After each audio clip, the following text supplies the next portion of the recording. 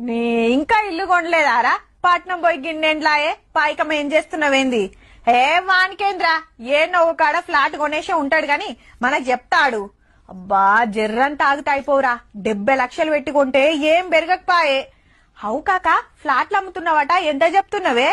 ఏ ఎంతరా? గజం 80,000. చల్ గంతేడుందే, మార్కెటే లేదు.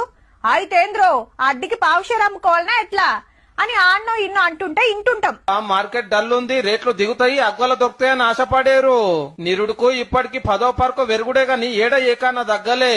మంచి రేటు వచ్చినాడే అమ్ముదామని, పెట్టిన పైసకు లాభం రావద్దా అని అట్లనే ఉంచుకున్నాడు తప్పితే ఎంతకో కొంత కమ్ముకుందాం అనేటోళ్ళు అయితే లేరు, అంతలా అర్జెంట్ ఉంటే తప్ప.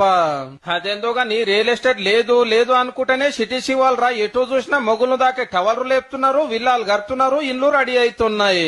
కొనేటోళ్ళు ఉంటేనే కదా పని పెట్టుకునేది. ఈ లెక్క రేపు రేట్లు ఇంకింత మీదకి పోవుడే గాని కిందికి వచ్చే పరిస్థితి